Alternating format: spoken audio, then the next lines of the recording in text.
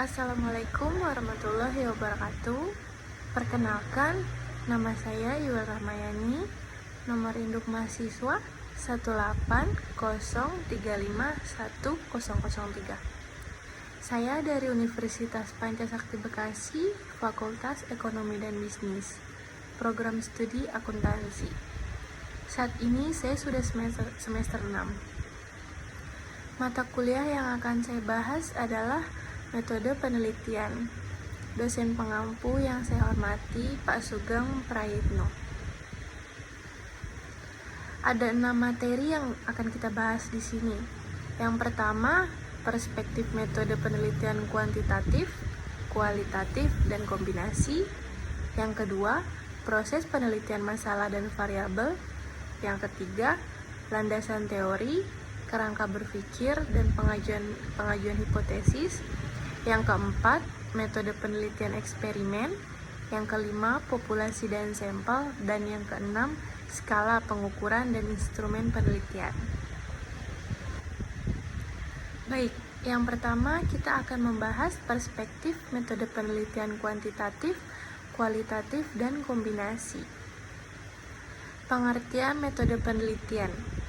Metode penelitian pada dasarnya merupakan cara ilmiah untuk mendapatkan data dengan tujuan dan kegunaan tertentu.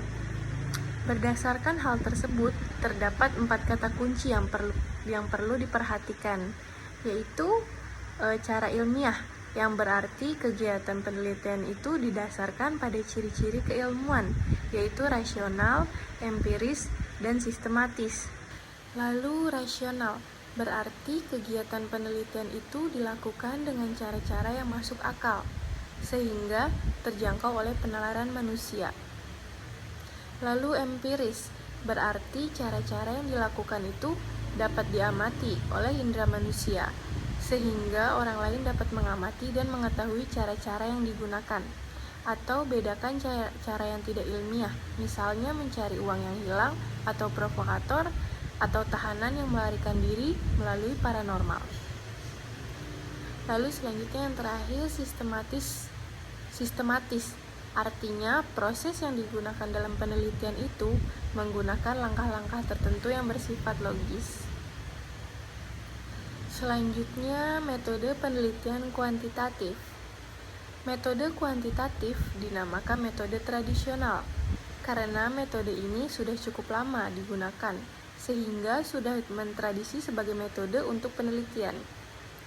Metode kuantitatif dapat diartikan sebagai metode penelitian yang berlandaskan pada filsafat positivisme, digunakan untuk meneliti pada populasi atau sampel tertentu, pengumpulan data menggunakan instrumen penelitian, analisis data bersifat kuantitatif atau statistik, dengan tujuan untuk menguji hipotesis yang telah ditetapkan. Metode ini dibagi menjadi 2 macam, yaitu metode penelitian eksperimen dan metode penelitian survei. Metode penelitian eksperimen yaitu metode penelitian yang digunakan untuk mencari pengaruh treatment tertentu atau perlakuan dalam kondisi yang terkontrol atau laboratorium. Sedangkan metode penelitian survei adalah penelitian yang dilakukan pada populasi besar maupun kecil.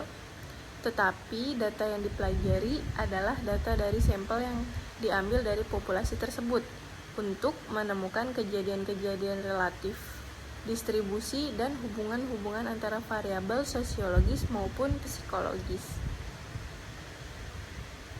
Lalu metode penelitian kualitatif. Metode penelitian kualitatif dinamakan sebagai metode baru karena popularitasnya belum lama.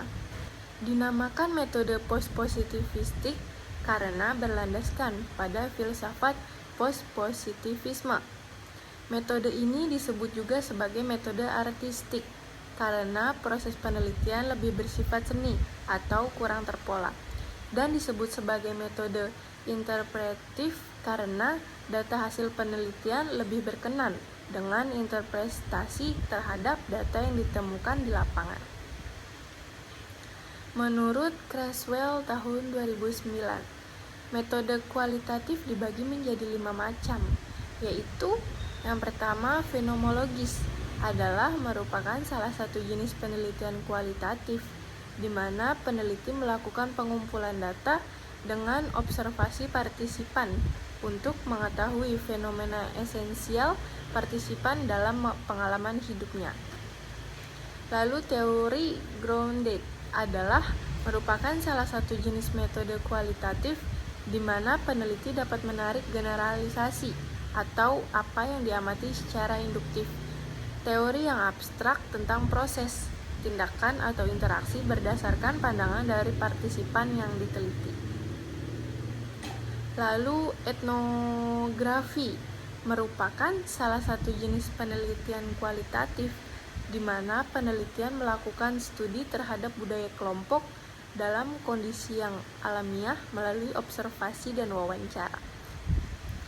Lalu studi kasus merupakan salah satu jenis penelitian kualitatif di mana peneliti melakukan eksplorasi secara mendalam terhadap program, kejadian, proses, aktivitas terhadap satu atau lebih orang.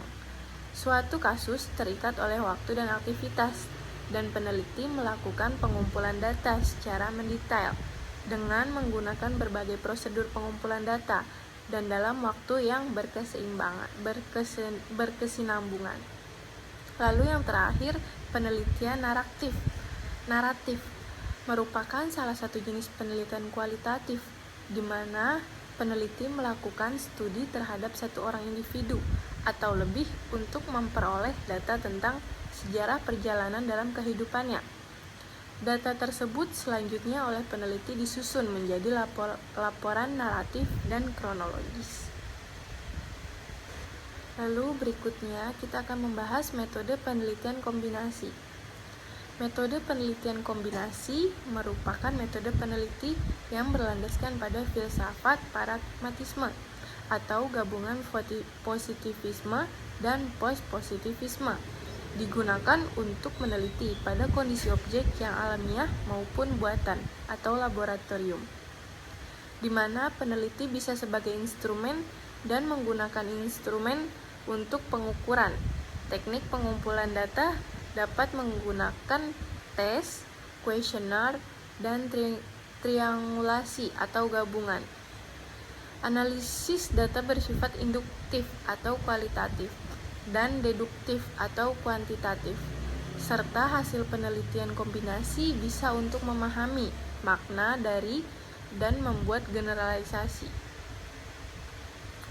Metode penelitian kombinasi dapat dibagi menjadi 2 macam, yaitu yang pertama desain atau model sequential atau kombinasi berurutan, yang dapat dibagi menjadi 2 model, yaitu model sequential explanatory atau urutan pembuktian dan model sequential exploratory atau urutan penemuan.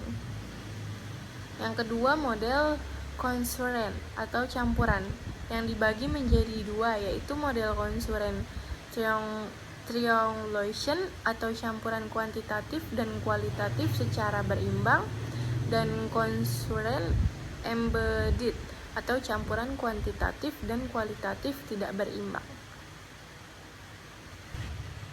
Lalu selanjutnya kita akan membahas materi yang kedua, yaitu proses penelitian masalah dan variabel.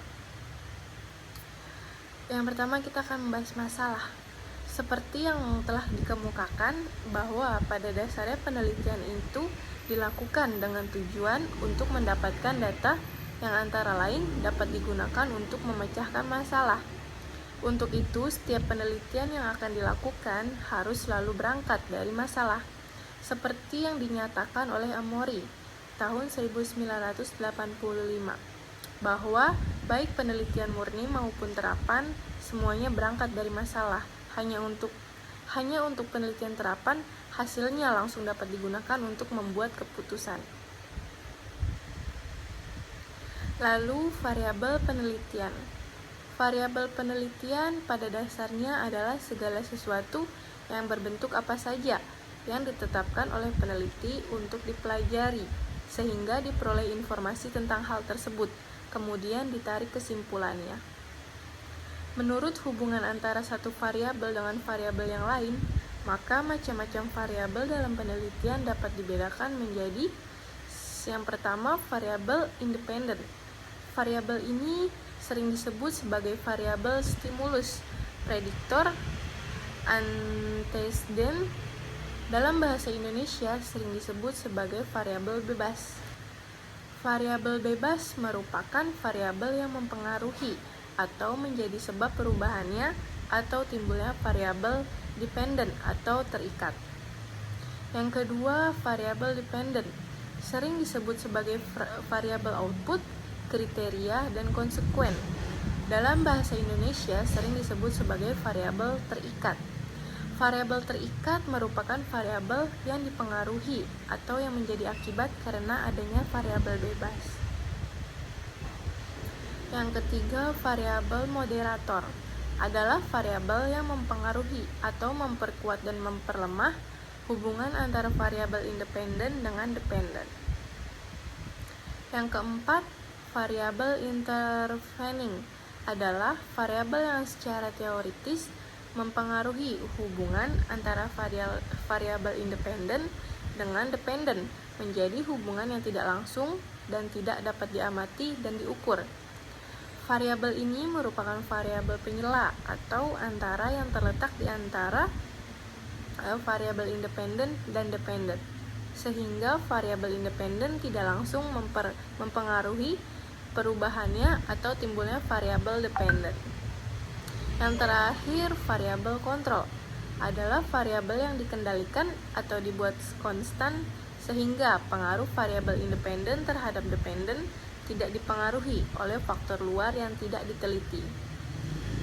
Variabel kontrol sering digunakan oleh peneliti bila akan melakukan penelitian yang bersifat membandingkan. Selanjutnya kita akan membahas materi yang ketiga, yaitu landasan teori, kerangka berpikir, dan pengajuan hipotesis. Pertama, kita akan membahas landasan teori. Teori adalah seperangkat konsep atau konstruk, definisi, dan proposisi yang berusaha menjelaskan hubungan sistematis suatu fenomena dengan cara memerinci hubungan sebab akibat yang terjadi. Berikut macam-macam teori. Yang pertama, teori yang dedukatif, yaitu yang memberi keterangan yang dimulai dari suatu perkiraan atau pikiran spekulatif tertentu ke arah data yang akan diterangkan. Yang kedua, teori yang edukatif, yaitu cara menerangkan adalah dari data ke arah teori dalam bentuk ekstrim. Titik pandang yang positivistik ini dijumpai pada kaum behavioris. Yang ketiga, teori fungsional, yaitu di sini nampak suatu interaksi pengaruh antara data dan perkiraan teoritis, yaitu mempengaruhi data. Lalu yang akan kita bahas selanjutnya, kerangka berpikir. Umas Sekaran dalam bukunya Business Research mengatakan bahwa kerangka berpikir merupakan model konseptual tentang bagaimana teori berhubungan dengan berbagai faktor yang telah diidentifikasikan sebagai masalah yang penting. Kerangka berpikir yang baik akan menjelaskan secara teoritis pertautan antara variabel yang akan diteliti. Jadi, secara teoritis perlu dijelaskan hubungan antara variabel independen dan dependen. Lalu hipotesis. Hipotesis merupakan jawaban sementara terhadap rumusan masalah penelitian, di mana rumusan masalah penelitian telah dinyatakan dalam bentuk kalimat pertanyaan. Dikatakan sementara karena jawaban yang diberikan baru didasarkan pada teori yang relevan, belum didasarkan pada fakta-fakta empiris yang diperoleh melalui pengumpulan data. Jadi, hipotesis juga dapat dinyatakan sebagai jawaban teoritis terhadap rumusan masalah penelitian, belum jawaban yang empirik. Lalu materi yang keempat yaitu tentang metode penelitian eksperimen. Metode penelitian eksperimen adalah metode penelitian yang digunakan untuk mencari pengaruh perlakuan tertentu terhadap yang lain dalam kondisi yang terkendalikan. Berikut bentuk-bentuk desain eksperimen. Yang pertama, pre-experimental design atau non-design adalah desain yang belum merupakan eksperimen sungguh-sungguh. Yang kedua, true experimental design adalah karena dalam desain ini, peneliti dapat mengontrol semua variabel luar yang mempengaruhi jalannya eksperimen. Yang ketiga, factorial design adalah modifikasi dari desain true eksperimental, yaitu dengan memperhatikan kemungkinan adanya variabel moderator yang mempengaruhi perlakuan variabel independen terhadap hasil variabel dependen. Berikut pembahasan pre-experimental design atau non-design. One-shot case study atau paradigma dalam penelitian eksperimen model ini dapat digambarkan seperti berikut, yaitu X dan O. X yang berarti treatment yang diberikan atau variabel independen, dan O yang berarti observasi atau variabel dependen. Model eksperimen dapat dibaca sebagai berikut. Terdapat suatu kelompok diberi treatment atau perlakuan, dan selanjutnya diobservasi hasilnya atau treatment adalah sebagai variabel independen dan hasil adalah sebagai variabel dependen. Lalu true experimental design. Kalau pada desain pre-experimental design tidak ada pretest, maka pada desain ini terdapat pretest sebelum diberi perlakuan. Dengan demikian, hasil perlakuan dapat diketahui lebih akurat karena dapat membandingkan dengan keadaan sebelum diberi perlakuan. Desain ini dapat digambarkan seperti berikut ini. 01 yang berarti nilai pretest atau sebelum diberi diklat, dan O2 yang berarti nilai post-test atau setelah diberi diklat. Pengaruh diklat terhadap prestasi kerja pegawai sama dengan 02 dikurang dengan 01. Lalu factorial design. Pada desain ini terdapat satu kelompok yang digunakan untuk penelitian, tetapi dibagi dua, yaitu setengah kelompok untuk eksperimen atau yang diberi perlakuan, dan setengah untuk kelompok kontrol yang tidak diberi perlakuan. Paradigma penelitiannya dapat digambarkan sebagai berikut, yaitu 01 yang berarti hasil pengukuran setengah kelompok yang diberi perlakuan, dan 02 yang berarti hasil pengukuran setengah kelompok yang tidak diberi perlakuan. Jadi pengaruh perlakuan sama dengan 01 dikurang dengan 02. Lalu selanjutnya materi yang kelima, yaitu populasi dan sampel. Populasi adalah wilayah generalisasi yang terdiri atas subjek, objek atau subjek yang mempunyai kualitas dan karakteristik tertentu yang ditetapkan oleh peneliti untuk dipelajari dan kemudian ditarik kesimpulannya. Jadi populasi bukan hanya orang, tetapi juga objek dan benda-benda alam yang lain. Populasi juga bukan sekedar jumlah yang ada pada objek atau subjek yang dipelajari, tetapi meliputi seluruh karakteristik atau sifat yang dimiliki oleh subjek atau objek tertentu. Lalu sampel. Sampel adalah bagian dari jumlah dan karakteristik yang dimiliki oleh populasi tersebut. Bila populasi besar dan peneliti tidak mungkin mempelajari semua yang ada pada populasi, misalnya karena keterbatasan dana, tenaga, dan waktu, maka peneliti dapat menggunakan sampel yang diambil dari populasi itu. Apa yang dipelajari dari sampel itu, kesimpulannya akan dapat diberlakukan untuk populasi. Untuk itu, sampel yang diambil dari populasi harus betul-betul representatif atau mewakili. Lalu materi yang terakhir yaitu skala pengukuran dan instrumen penelitian. Skala pengukuran merupakan kesepakatan yang digunakan sebagai acuan untuk menentukan panjang pendeknya interval yang ada dalam alat ukur, sehingga alat ukur tersebut bila digunakan dalam pengukuran akan menghasilkan data kuantitatif. Berikut macam-macam skala pengukuran. Yang pertama skala Likert, yang kedua skala Goodman, yang ketiga rating scale, dan yang keempat semantic differential. Yang pertama kita akan membahas skala Likert. Skala Likert digunakan untuk mengukur sikap, pendapat, dan persepsi seseorang atau sekelompok orang tentang fenomena sosial. Dalam penelitian, fenomena sosial ini telah ditetapkan secara spesifik oleh peneliti, yang selanjutnya disebut sebagai variabel penelitian. Yang kedua, skala Goodman.